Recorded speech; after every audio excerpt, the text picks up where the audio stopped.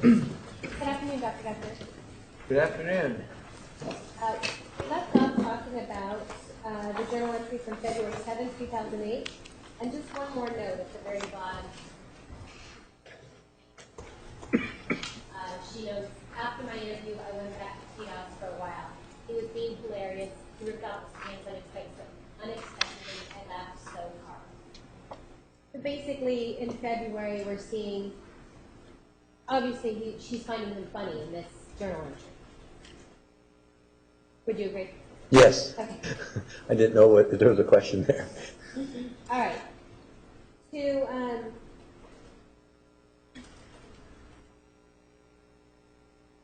February 17th, she notes a conversation.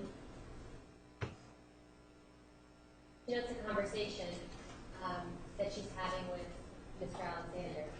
I talked to Travis late last night, initiating a conversation we've had many times in the past about needing to be more disciplined and obedient. I told him I love him very much and I have a lot of respect for him, and that I really want to be strong and show him more than just professing it every time following our transgressions. I'm glad I talked to him about it. I love life. Is she talking about their sexual contact? That was the way. Speculation. Sustained. Based on your interviews and your review of the record, is she talking about the sexual contact that she's having, her sexual relationship with Mr. Alexander? The transgressions is the way I took it, and that is consistent with her description. I'm sorry, your objection? Speculation. Over, you may complete your The answer. way you took it and what? And from talking to her and the records, that's what she termed it when they had sex, that it was a transgression, even though they were doing it.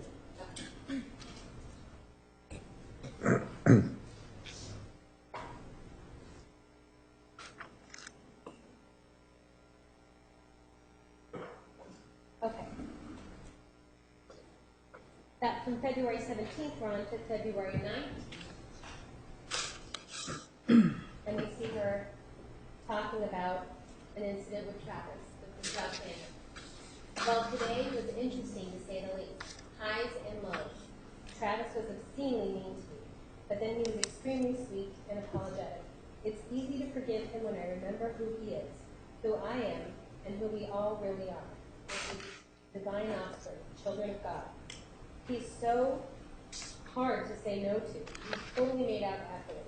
But he was so sweet and kind and attentive the entire rest of the night, even after the training at the meet after the meeting. What do you see here? That is the pattern we've talked about now, and we see it just continuing to repeat. Tension, some issue, the issue or incident could be verbal. In this particular case, that's what it appears to be referring to, is he's mean to me, then apology, and then sex, and then we start the cycle again. So the difference now is where we saw this cycle in 2007, much longer between instances of either verbal or physical issues. It's now coming much more rapidly. So we've looked at now just this morning about a month and a half. I mean, we're at the end of February, and we started with the beginning of January, and we see already, based on timelines, based on emails, journal entries, we've had 4 different types of incidents, and incidents of just yelling at her, putting her down, being mean, and then getting back together, sexual interaction, apology, and so that abuse cycle that we talked about the first day is now getting shorter. More of these things, not at a major level. I mean, we don't see a major incident so far of violence. Again, that one was back a couple of months, but we see the subtle subtext of that happening on a regular basis now. That's being reported in her journal. We can see it in the other records as well. Okay. On Monday, February 25th, 2008, she's talking, just to give it context, she's saying, while I'm still in Las Vegas, it's been a great break from the run-of-the-mill routine. And then she talks about her conversation with Travis. I talked with Travis for a while. He wanted me to drive back last night. It makes it difficult to say no, but I stayed one more night anyway. I'll be headed over to his house later today or tonight. Most likely, we'll see. A movie sounds good. A movie night sounds good. Among other things. So, at the time that we're now in February, late February of 2008, and the official breakup was June of 2007. But have we seen lots of contact, continual contact pretty much, from June of 2007 up until now, February 2008? Yeah, there's no real actual break in the relationship. There are very minor times that they go, but when you read the records and everything else, I can't recall more than a day or two that there's not some type of contact, Gmail, email, text message or something. It's regular contact. There was something positive about what you just showed me, though. And what is that? There's two things there that, again, is looking up. One is that Travis, who we all have seen, is very persuasive, according to her, and convinces her of all sorts of things. And as you see in the timeline here and you just read, he wants her to leave. He's not in Las Vegas with her, so he's back home, and wants her to leave and go. And she's actually able to be assertive, which is a good sign. In other words, she doesn't give in this time. In fact, stays the extra day that she was supposed to. She's going to see him, but actually does stay. And the bottom note is a positive thing again. So she's not back in her depression. It actually feels good to do that. I mean, you see her mood is okay. And again, if we can just keep at that level, we'd be in good shape. But obviously we don't.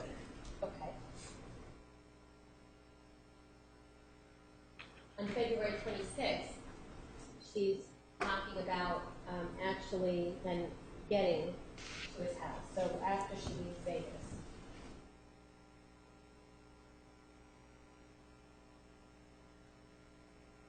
All right, and she tells the truth. It was a long drive back from Las Vegas.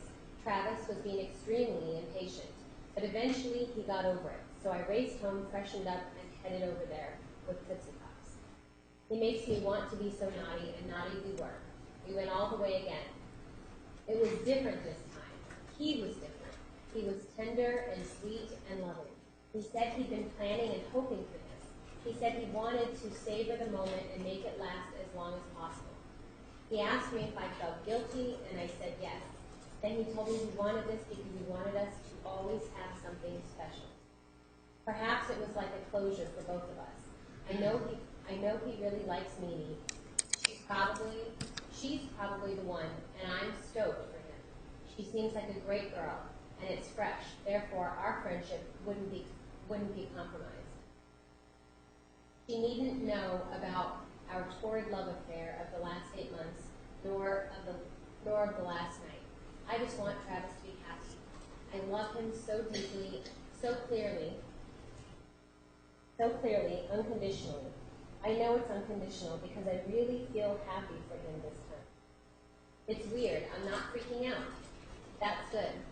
It'll help me shape the correlation with Deanna. A great girl, of course, but I'm not like her in that respect.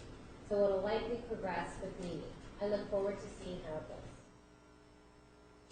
What is important to you about this particular issue? Again, a lot of things. One is you don't see that depression that we've seen before.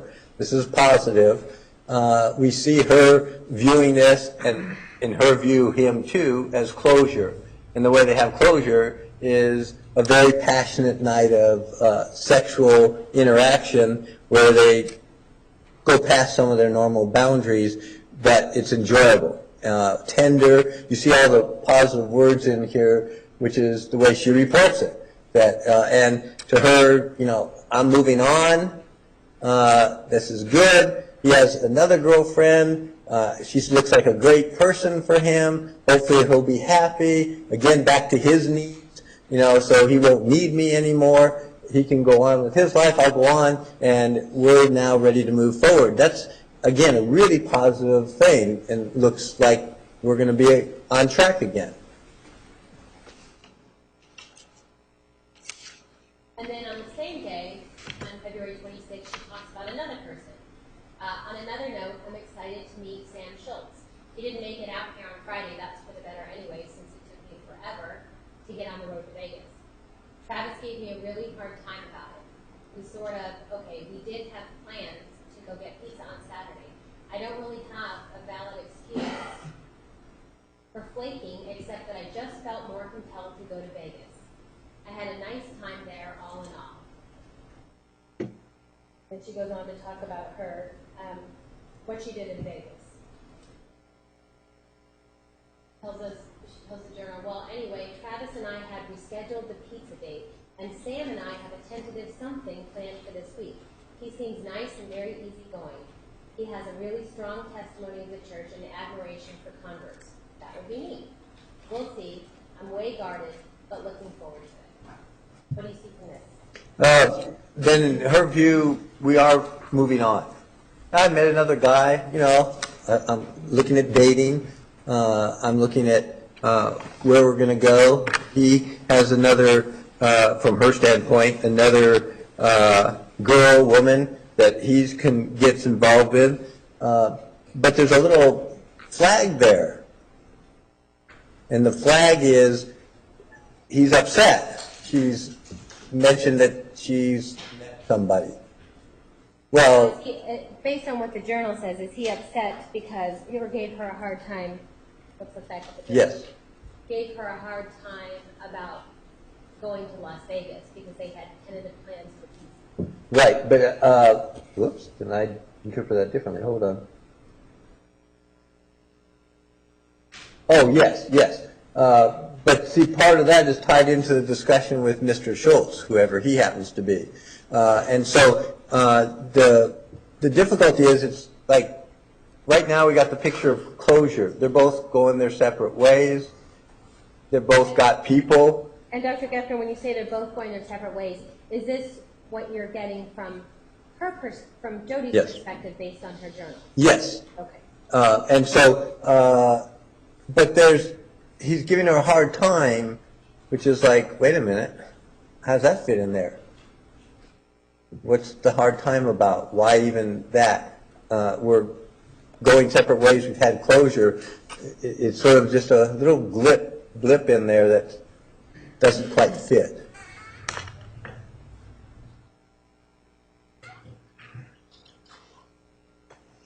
And that you can see it right down there, by the way.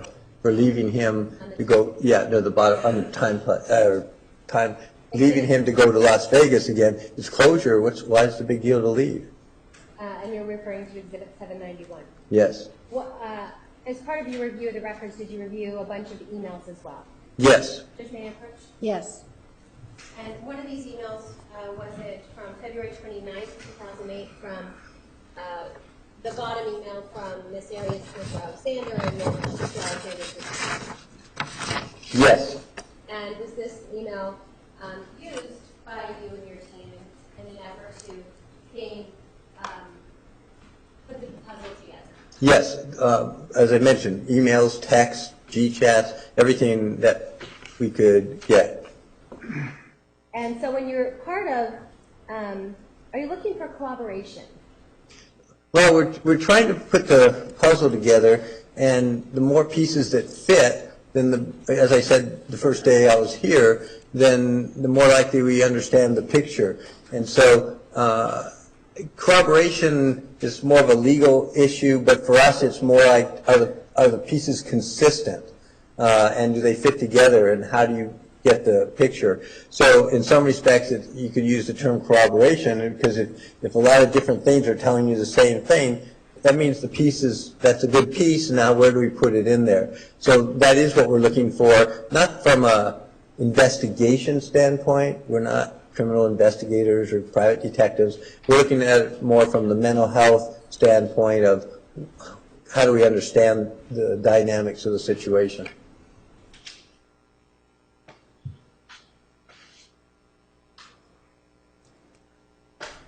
And based on your review and use of the email exhibit 796, defensive 796 into evidence.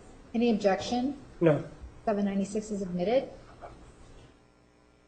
All right, so we just discussed this email, or her journal entry, where she's talking about being happy for him with this new girl, Mimi, and that she hopes it works out for him, and that she loves him unconditionally. Then we see an email that she writes to him, said Friday, February 29, 2008. Yes. Okay. And she says, there are times when I feel overwhelmed with things to tell you, and I think to myself, I'll just write him an email. But by the time I turn on my computer and get into my email, I begin thinking, and well, I guess I'll just wait until later. And she starts to tell him what it is that she wants him to know. She says, but that's silly, really. I just want you to know that I haven't forgotten about what I said almost a year and a half ago, which is no matter what happens, we will always have our friendship. I guess I said that because even then, deep down, I sort of knew that you weren't the one. We continued to bond more and more, and before too long, I found myself deeply in love with you. I knew that it was love, and not just some silly crush or infatuation, because I realized then that even if you were to strip away all of the outside things that make you appear to be quite the eligible bachelor, and all that was left were your mind and your heart, I would still love you as deeply and fully. When I think of you now, I just have radiating feelings of warmth, and I know it is unconditional love. You know love without conditions is an interesting thing. In the context of you, what it means to me is that I want for you to be happy above all else. I know that you are on a steady path to achieving everything you could ever dream of. I know that each of us are destined for extraordinary things. I want nothing more than for us both to be happy. There are times when I wish I could just wave a magic wand and make everything fall into place for you, just the way you would have it. This wish stems from unconditional love. I know that no matter where our paths lead, we will reach great heights. Our futures are bright and something to look forward to. Our past is something to be cherished and remembered. The present is something to be enjoyed and appreciated. At present, you are still very much a huge part of my life. I know this will not always be the case, and I enjoy and appreciate the moments we spend together, and I will forever and always cherish and remember them.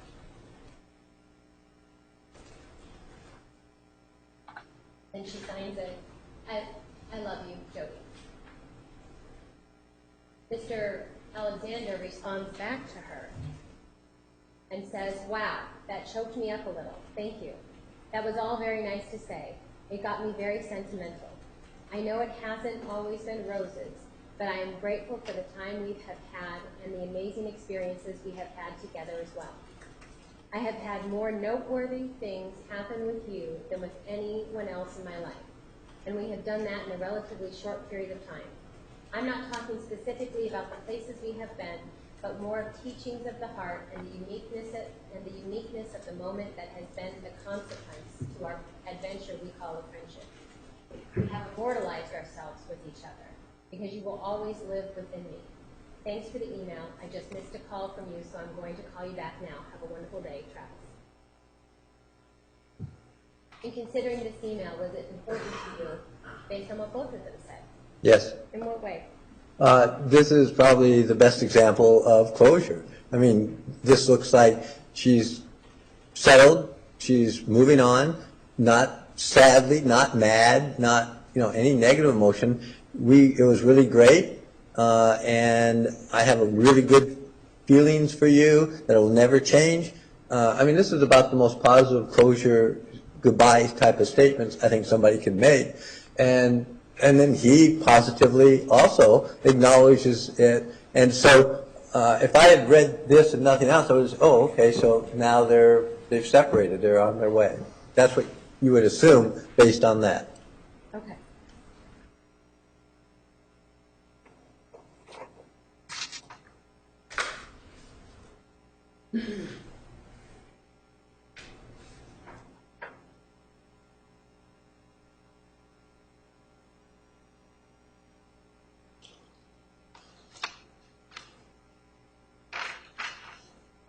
Let me go to March 2nd of 2008. And let's take a look at this one. Okay. It's Oh, I'm sorry. So in the very beginning of March, what happens between them physically? that's our next physically abusive incident. They're in a car, and this is right after the entry. Objection, lack of foundation source. This is changed. May we approach? Yes.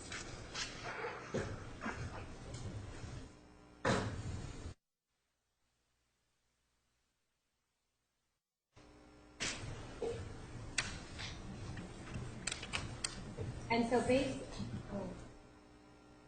based on your review of the records, which include transcripts of where Ms. Arias testified under oath, and your interviews with Ms. Arias, and any other records, what is it that you know about what happened this particular day? They're in the car, and again, this is following the emails we just read, the journal entry.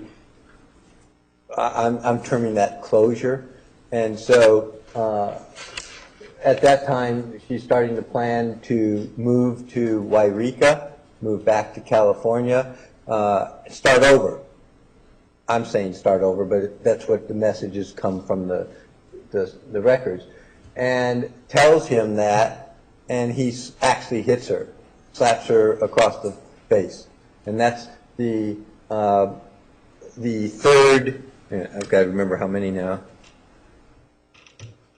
fourth incident now of this, of their relationship. So we have now, no, it is, yes, fourth.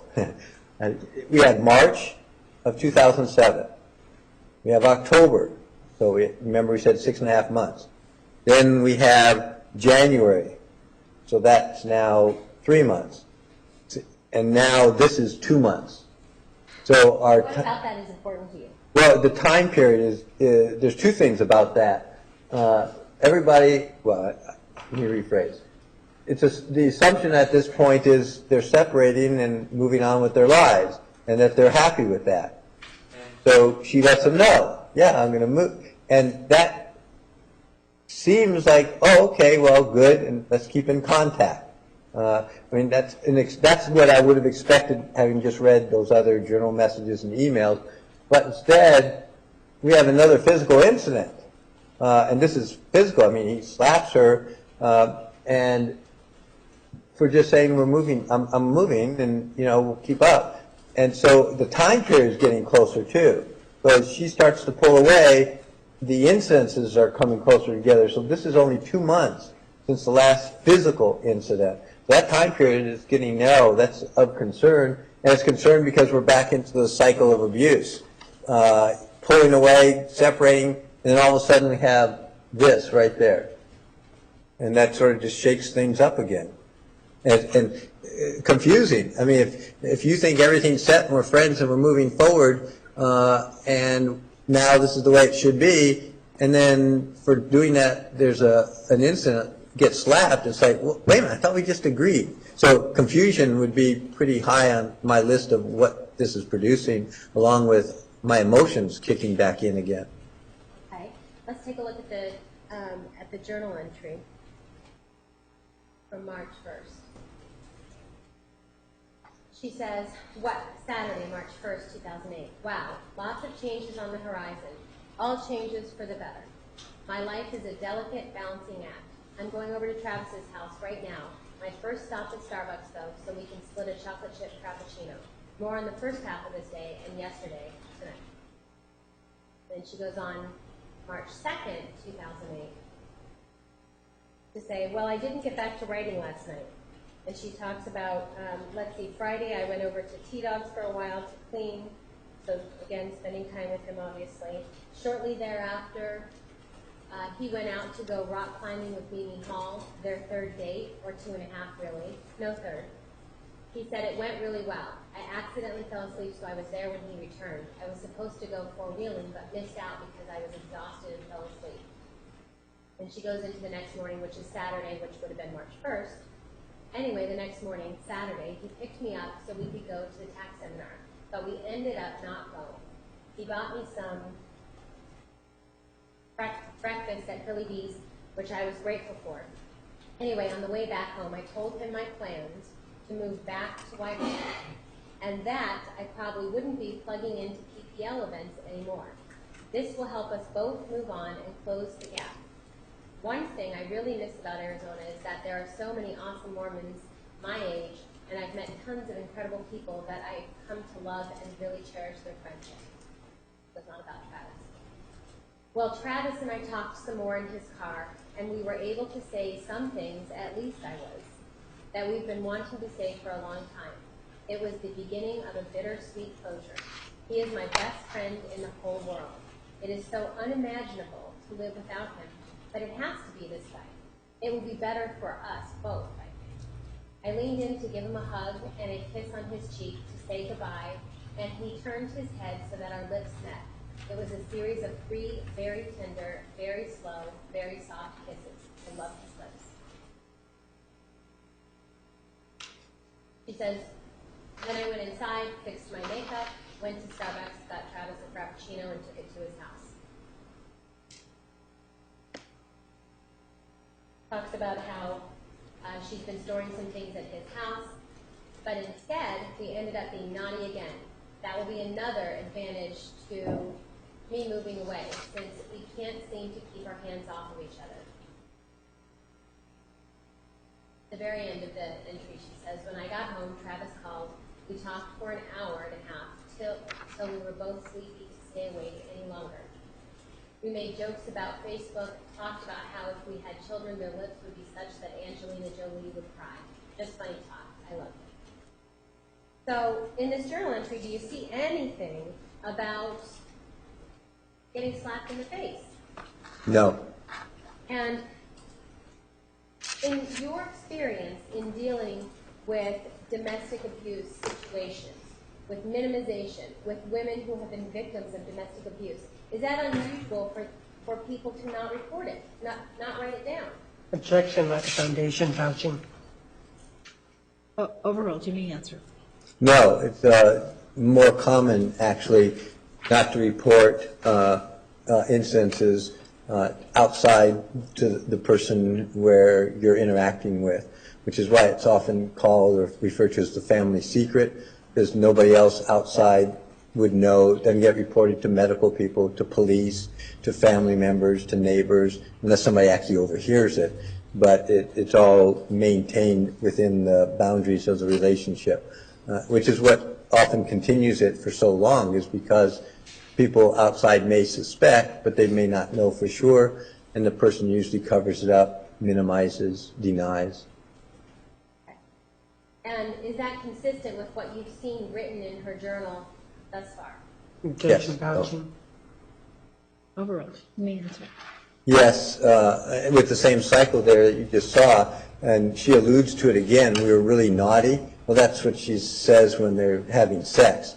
So you got that thing, the cycle when we interview her too. Slapping, physical, confusion, I'm moving away, I need to break it off, tender, sex, love, all the positive comments, all happening within a very short period of time. And it just keeps that cycle going. And she's identifying it. She's saying, it's really good that I'm moving away because I can't seem to do it on my own if I stay here, because every time we get together, the cycle is happening again. So she doesn't use that term, but she's basically saying that, and as finally admitted, I got to get away, and that's what she's doing, or according to this.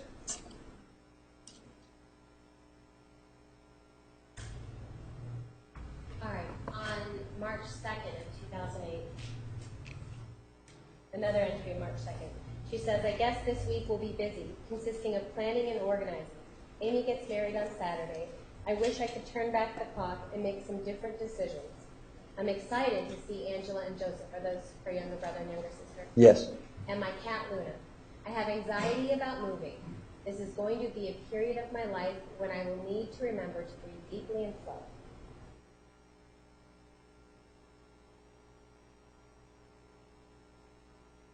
So is she still seeking to move forward to going? Yes.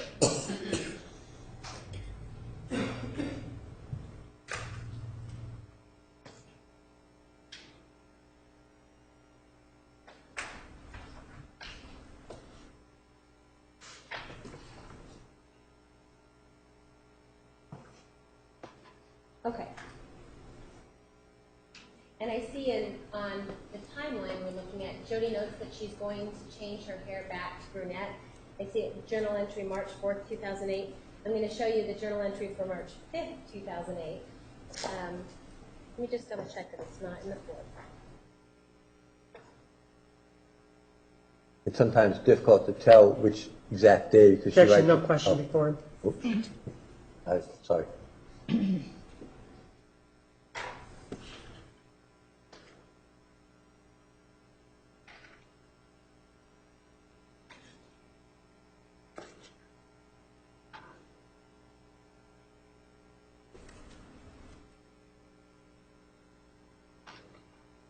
Okay, so Wednesday, March 5th, 2008.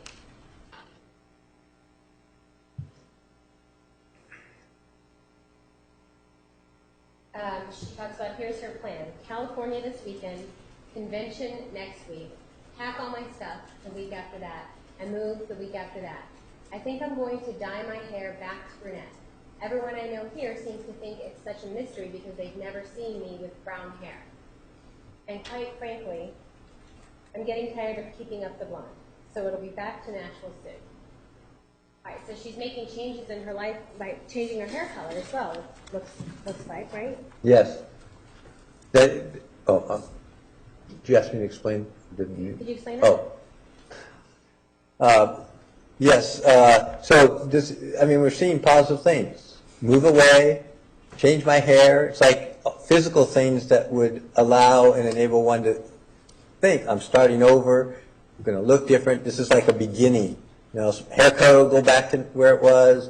Going to move back to California, get another job. So it's still all moving in the right spot. And you don't see the depression, at least not here. That doesn't mean it's not somewhere, but we don't see it. You don't see those comments that she made before of, you know, it's all worthless, you know, I need to end it. We don't see any of that in these things. We see more of the hope ruling out. That's why I keep saying the brain is points ahead right now if you're adding it up. Okay.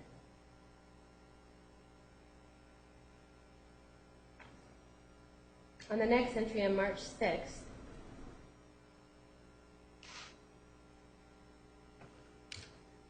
talks more about moving and her feelings about it. Wow, it is so much harder than I thought it would be to say goodbye to yesterday. To say goodbye yesterday and to say goodbye to all reality that exists only in some other dimension, be it an actual parallel universe or just in my fantasies. Not a day goes by that I wish things could be a little different, that I'm making the decision to move so that I can make it a better reality, so I can do more in the future for those that I love. Today I worked, and when I was done, I got a phone call from Travis. He asked me if I wanted to go with him to get his Prius. I was so excited because I had been wanting to be a part of that, but didn't know how to tell him, so that was cool. I told him I couldn't be more excited if he had asked me to the executive director banquet. We both laughed at that. Then he got serious and said, if it weren't for Chris and Sky, and is that the Hughes' chair? That's my understanding. If it weren't for Chris and Sky talking negatively to him about matters that he feels are really none of their business, he'd take me in a heartbeat because he's enjoyed the times we've gone before, and he said he just dreads listening to Sky give him a hard time over that, and it grieves him that they won't stay out of it. I reminded him that they love him and they do it out of love. Even though he's not quite dating me yet, I think they'd especially razz him if I accompanied him. Me doing so certainly wouldn't stand in the way of things progressing with them, but I'm not worried about it. I wasn't expecting it this year anyway. And eventually, I'll earn my ticket, and Travis will have Mimi on his arm, and my husband or associate or whoever, and we'll all be happy. And this will all be by months. but I don't know how active I will remain in TPL after I move. Time will tell. I'm sure I'll be fired up again after the convention. And then she talks about spending more time with the T-Dog and that they fooled around. See that? Yes. And then once again she mentions, I'm going to California for Amy's wedding. I can't wait to see everyone. It will be the last time they see me with blonde hair, at least for a long time. Go ahead. Since I've decided to go brunette at the convention. Anyway, I gotta pack and read and sleep. Okay. So, what do you take from that? Well, if you look at the timeline over here too, we keep seeing closure. Now this is about the third journal over about a week where she's saying, oh yeah, I'm leaving. I'm leaving. I'm going to move. I'm changing my hair. Now, if I'm looking at this, I'm starting to get a little concerned because we keep talking about it, but there's these positive things that are coming out with her interactions with Mr. Alexander, and she's not leaving. It's still interacting. And now, so she then, well, you can't see the top of this right here, but this is like next week, and they're going on a trip together to this convention. And so if you look over this time period here, they're spending time again together. And at this particular point, the comments are positive, you know? And so part of her is saying, yes, we're moving on, but then they're not yet. It's not a break. We can't seem to get an actual break. I'm moving, see you tomorrow, I'll call you when I get there, etc. And so you see this continuing down the path here, and it's almost like, as you start reading this, it's like she's trying to convince herself, you know, and you see that quote that we copied there, moving is for the better. And finally here, saying goodbye, dyeing her hair, making the changes to leave, and then we see this. Spending more time together? Yeah, wanting him to be happy, focusing on his needs, but not getting away. It's still there, and it keeps going. This is where, as a psychologist, I get concerned because we're not getting the break. She knows what's positive. She knows what she needs. They've supposedly mutually agreed, and for everybody's sake, it's almost like, you know, you want to go back and say, do it, you know, leave, get out. You guys break. And it would have been really good if that is what would have happened. All right, but instead of that, they traveled together, right, to Oklahoma City? Yes. And she talks about a little bit about it, about her feelings about it. That when they're driving there, she says, I love Travis very much. Objection, lack of foundation, date from the journal. Oh, this is March 13th. Sustained. March 13th, 2008. And she says, I love Travis very much and will miss him dearly when I move to Wairika, but we will benefit from this distance. So you see again, is she talking about this is beneficial for them? Yes, and that's what I said. But by the time you read this for the fifth time, it's like it's almost like you want to say something. I mean, when I read that, it's like I wanted to go in and say, get out, you know, leave. I mean, if I was somebody else, and I'm reading this, it would be frustrating because it's like you know what you need, you both have agreed, just do it already. And if she was in therapy at times, I probably wouldn't have said it that harshly, but I would have really had her start looking at pros and cons and why does it keep happening? Why you keep talking to him? Why you keep meeting with him? If you're moving, pack and let's move. Is that unusual in relationships where you see this break, but then a knowledge that a break is needed, but the person doesn't leave? No, I mean, it's sad. It's predictable, but it's sad. And especially when the relationship has been abusive. That's why we talk about that cycle of abuse, is that it does continue like that. And that's where things get really rocky and potentially dangerous, is we're not getting it's not moving forward, and that cycle is just continuing. Okay. On March 18th, she's talking about the trip. She says, all in all, it was an amazing trip. It was a good time spent bonding. He means the world to me. I love him and I want him to be happy. He is one of my best friends and an amazing person. Do you see these positive feelings that she has for him? Yes, and his needs, and it's just a pattern. And the part that worries me a bit when I'm reading this is it sounds on one hand like we're really good friends, and that's okay, but then there's that word, we bonded more, and that's a red flag because of what's gone on in the past. Well, why are they trying? Why would they be trying to bond if they're having a break? Is that what you mean? Theoretically, they shouldn't be, and that's the problem is that they shouldn't be doing that. They're friends, they're close, they're going to stay that way. But if you're not talking about being in an abusive situation, if you're not talking about power and control, if you're not talking about dependency, then at that point, bonding wouldn't be the word I would have chosen. That's more of a closer, intimate type of relationship. Friendship would have been good. Hey, we're really becoming good friends. That's a word that's a little bit different. That would have, if I had my choice, I would have rather have seen. Okay. And we're looking at the Exhibit 440, the text messages. And we see March 21st, but this is 4:11 a.m., so let's subtract 7 to 9:11 p.m. Is that right? No. That would be about 4 or 7. Yes, very good. My fault. Yes.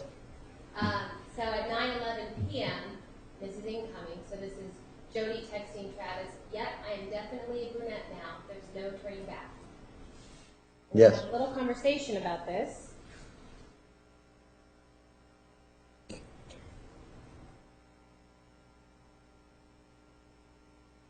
And it looks like he texts right back saying, that hurts. And she texts back to say, shut up. And he says, I miss blonde. And then he asks, when will I see it? Right? Yes. And then she says to him, 15 minutes, be right there. Or BRT. See that? Yes. So obviously they just went through this trip together on March 13th to Oklahoma City, and then she's dyeing her hair, making these changes, but then she comes over to spend time with Mr. Alexander. Is that what you see from the record? Yes. She's going over at least to visit, and then she talks again, so that whole week it's back and forth. Okay.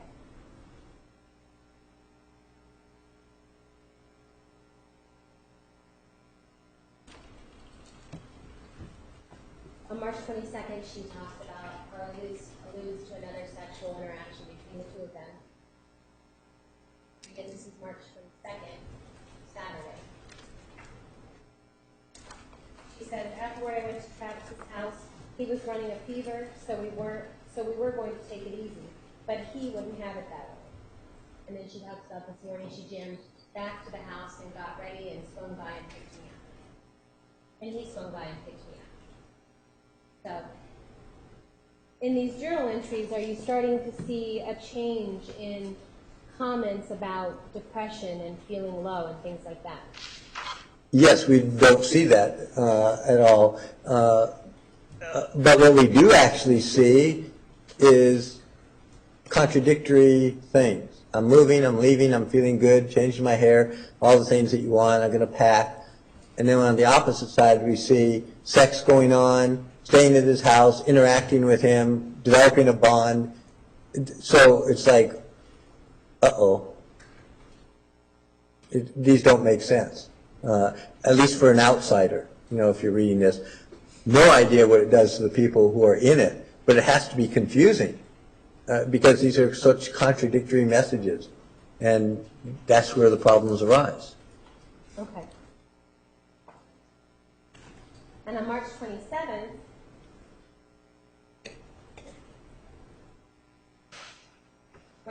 27th, she talks about how much time they've been spending together.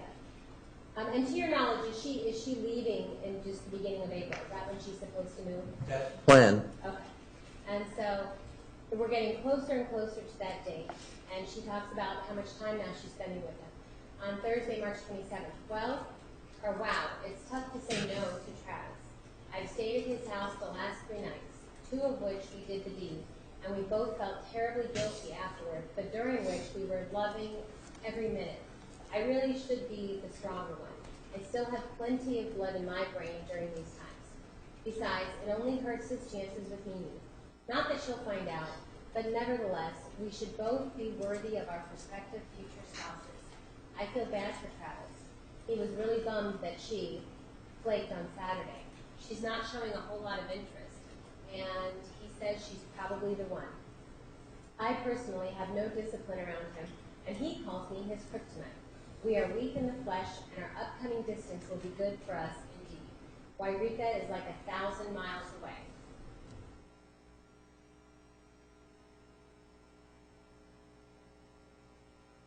And she goes on to say, although he has mentioned us possibly hooking up when he travels up the coast later this year, I guess that will of course depend upon whether or not he's traveling with someone, with a smiley face. I really want for his happiness. I know beyond a shadow of a doubt that he will find it and have it forever. Where's the focus in this journal entry? The focus is on him and his happiness, and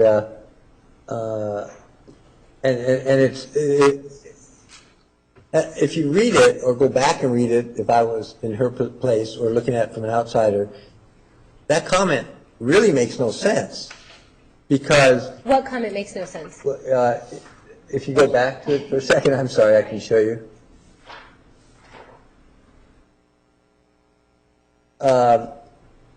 Where's the one about when he goes up north? Oh. Or when he travels? I think it's the next page.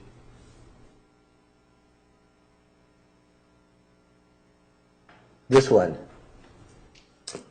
They're obviously still having sex, still communicating. She's telling him, boy, I'm looking forward. I hope everything works out with Mimi. You know, you're made for each other. And if she's traveling with you, obviously we're not going to get together. But look at this. He's talking about a woman that he's supposedly going to hook up, possibly marry. That's the way it comes out in her journal. But he's talking about hooking up if he travels up there. What is that? You know, what does that even, I mean, you're talking about getting together or married or something with this other woman. Why is that even an issue that you're going to hook up with me? And the implication is that because this wouldn't make any difference. I mean, if we're not talking about sex, then it wouldn't make a difference. Somebody's with her, we can go out to dinner, you know, and just meet. You know, we know who each other is or whatever. And that's, when you look at that as a neutral, that should have been a red flag. I mean, and my guess is if you go back now in hindsight, it is. But that's just a statement that doesn't make sense from either of them. Like, you're separating. Why are you thinking about possibly having sexual interaction down the road? Okay.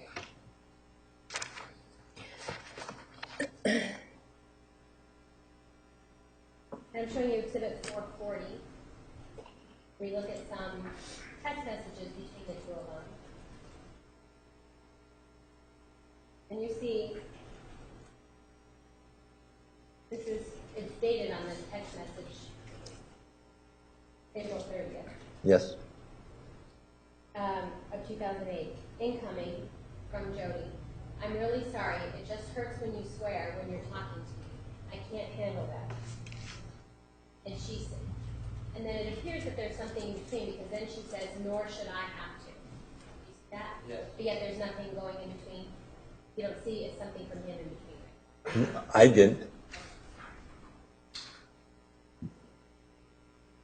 And then you see his outgoing, so this is Travis texting her. It gets old when you dramatize everything.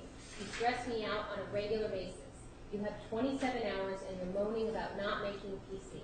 You shouldn't hang up on someone trying to help you. Now you are on your own. She says, nor should I have to. She goes on to say, I wanted to tell you something about today. It's important and time is of the essence. He tells her, too bad, you shouldn't have hung up. She tells him, it was for your own benefit, not mine.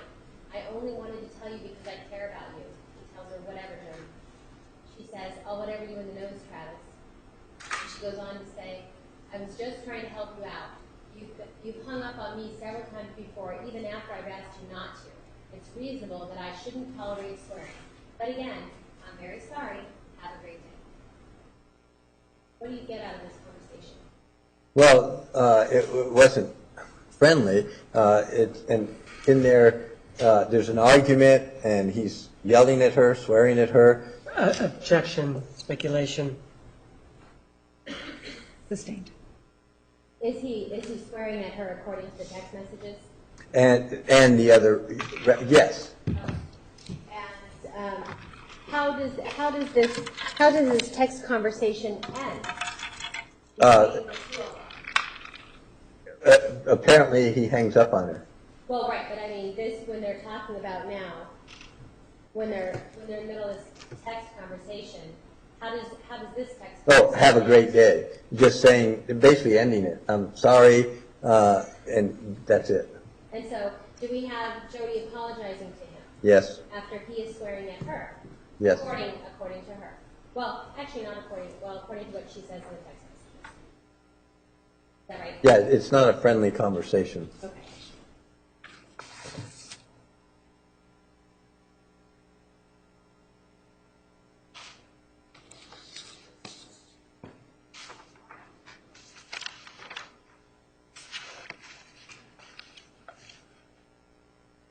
And then on March 30th, in her journal on March 30th, she says, this morning Travis and I got into a little spat, so as we were talking, I started driving to his house. I went up the stairs as he was demanding an apology, and I knocked on the door. When he said, what? I swung the door open, and with a big smile ran over to him and threw my arms around him and said, I'm sorry. And she puts in parentheses, even though he was the jerk. I didn't say that, though. He ended up humbly apologizing too, and we cuddled for a while, so we both needed to get ready for church. What's important about that to you? We have our pattern back. He's yelling at her, and she goes over to apologize to him. This is the first time in the journals, though, that we see something slip out that violates the law of attraction, which is he was the jerk. He's yelling at me, it was his fault, but I went over to apologize to him and said I was sorry. So then he apologized as well, and then we left. Okay. One of the things going back to these text messages, I should have finished them, from March 30th. She says, I'm sorry, have a great day. Do you see that? Yes. Well, actually you don't. Well, I did see it, but it was at the bottom of the page, yes. Yeah. So she says, I'm very sorry, have a great day, right? Yes. Okay. And then a few minutes later, he sends her this message. You stressing me out on a daily basis is getting really freaking old. You cry over everything. You dump countless bull crap on me. I wasn't appreciative of another thing to deal with because of you. It's easy crap to fix, but you like to ruin every day of mine, and I'm tired of it. You texting about something time sensitive is just a way to reel me back into the bull crap. Otherwise, you would have just told me. I'm sick of your soap opera and your ways. You're purposely trying to ruin every day, it seems. You're getting good at it. And she responds, I'm just as tired of your hateful words. Do you think it's a day in the park for me when you're mean? I was just bragging to a girlfriend about how awesome and cool you are. He says, if you're tired of me, leave me alone. And she says, whatever, Travis. And it says again, I hope you realize you got upset over nothing. I was just telling you about one thing. I was still half asleep, and the next thing I knew, you were raising your voice and swearing. She goes on to say, if If I had been more coherent, then maybe I wouldn't have hung up on you. I hate that you're right. Maybe I would have made a better decision. But I've already apologized twice, and you not once. You're just choosing to be stubborn and remain pissed off. He goes on, I don't want to ever get another freaking text from you again or call unless it's an apology and a thank you for constantly having to take on your never-ceasing problems, not one freaking more. She says, you didn't even want to hear my poem. Oh, I'm sorry, that's 5 hours later. So that's it. It looks like this would be the end of the conversation. And you see that she, 5 hours later, is texting him. You see that? Yes. And then they go back into their conversations. Yes. And this is March 30th. And we have the journal entry from March 30th that we just talked about.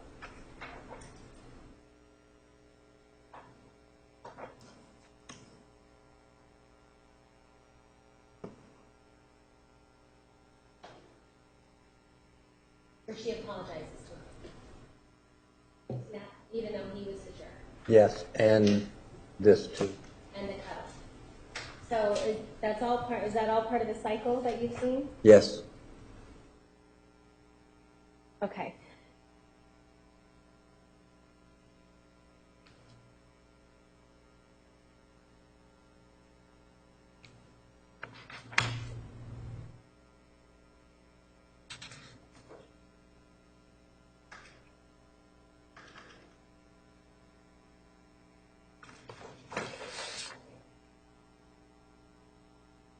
We see on April, I'm showing you exhibit 440.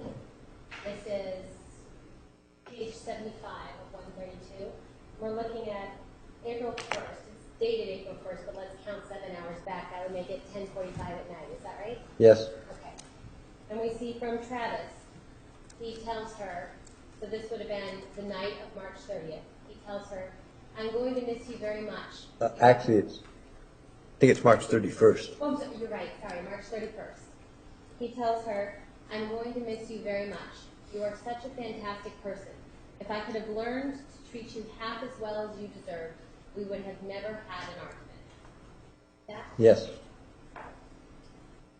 And the record is replete with apologies after arguments. Is that right? Yes. And then we look to her journal on March 31st. You're right, it said March 31st. We look to her journal on March 31st. There's the date. And we see, she says, Travis texted me tonight saying that if he had only learned to treat me the way I deserve to be treated, we would have never had an argument. That was sweet. I love him so much. Goodbyes are hard, but this will be better for both of us. He hasn't mentioned Mimi lately, and I haven't asked. Last time we spoke about it, he was feeling quite discouraged. I told him she'll either come around or another fantastic lady will. It was of no comfort, and I don't blame him. He feels like he's running out of time. I think he'll be just fine. And in the eyes of the Lord, the same goes, since he really is trying. It will be easier when I'm gone. Less distractions, less temptations. So we have a journal entry dated March 31st of 2008, where she's talking about a text message, right? Yes. And the text message is something, to your knowledge, she didn't create these text messages, these printouts, right? No, that's not, I don't believe she did at all. Okay. And so we have something referenced in her journal that she dates March 31st, and then we have something that's produced by text message that talks specifically just what she said in her journal. Yes, it's sometimes difficult to get that exact match. We get the flavor when you go back and forth, which is what we did. Now we've been focusing just on the journal, and now we're getting some text messages. But we ended up having to look at everything to try to get the context. And that's where we start seeing where the consistency is. This is one of the best examples of where it's almost exact. I mean, you can see the dates match and the wording matches and whatever, but we see that throughout where one plays off the other, and that helps when we're trying to figure out, what's going on, and when we're looking at all the emails, the texts, because we have year-and-a-half history between the two of them of all these different types of communication that we reviewed.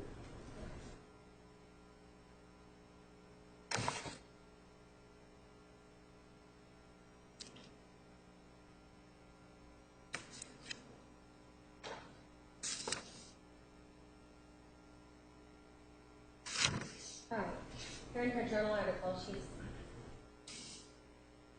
we're into April. She says, well, it's Thursday, April 3rd, 2008, and I still haven't left Arizona. I'm leaving today, however, late though.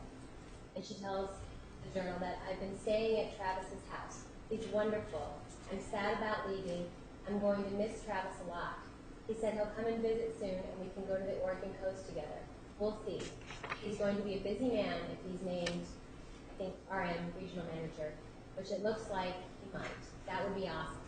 It would be a little income boost for him, to which he could use. I can't wait to be with my family. So have they been spending time together? Yes.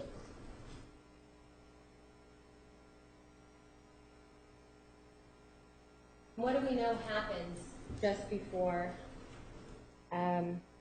she leaves? There's an escalated physical violent incident. And what happens?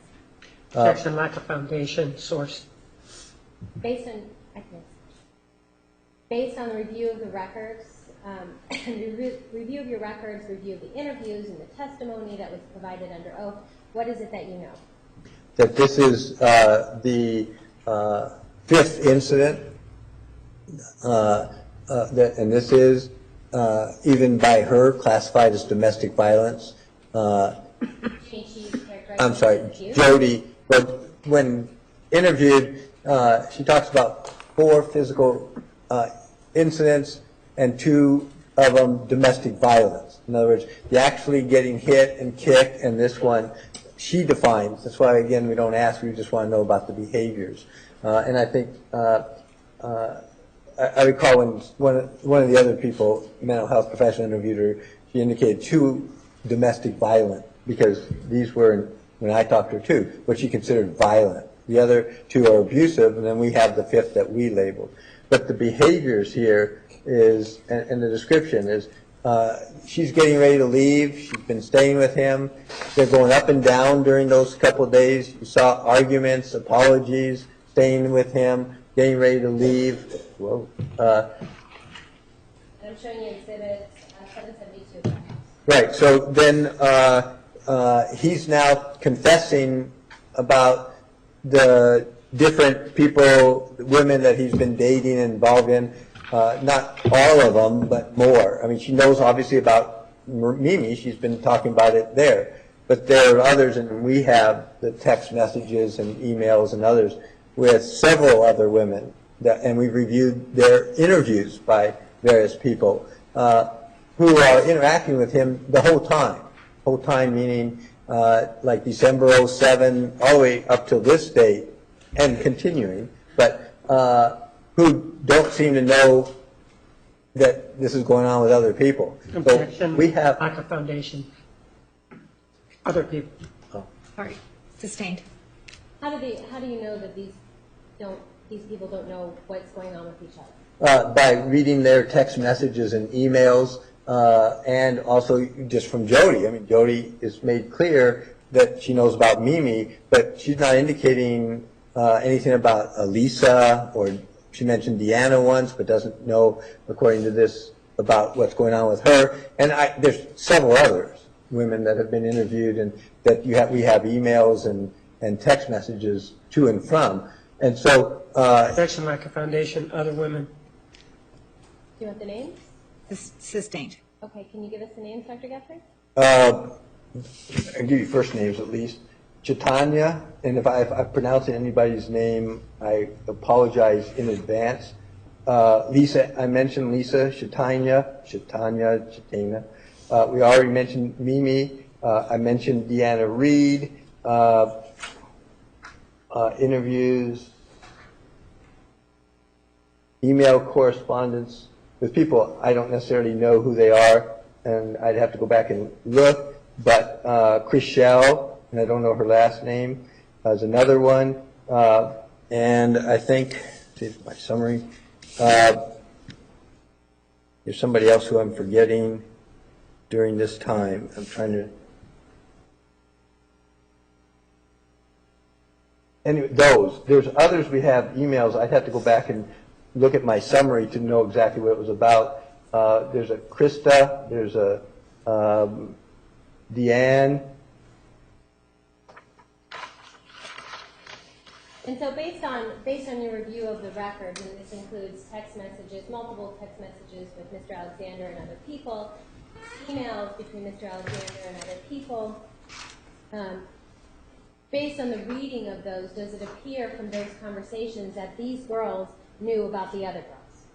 They knew of them. Some, I mean, like Lisa actually talks about Jodi. Deanna Reed talks about, but not in the context that they're still in a sexual relationship.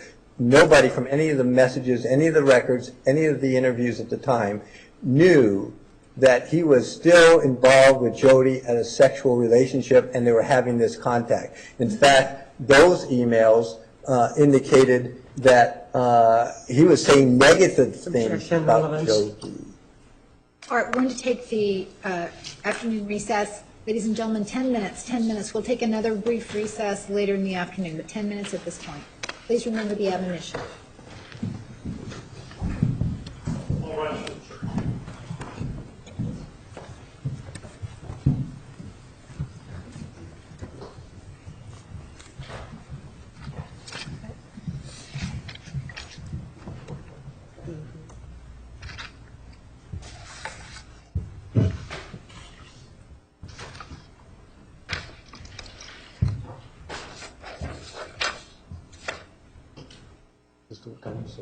Did you say we're done, or did you say so? Oh, sorry. We're still in the record. Okay. Record will show the presence that the jury has left the courtroom. All right, your objection, Mr. Martinez? Relevance. All right. Well, he's explained that repeatedly, the relevance of these instances where Mr. Alexander is speaking with other women. He's explained it. It's for the same reason, that it goes to whether or not this is a manipulative relationship, if he can see manipulation in the relationship. All right, overruled. We are at recess for 10 minutes.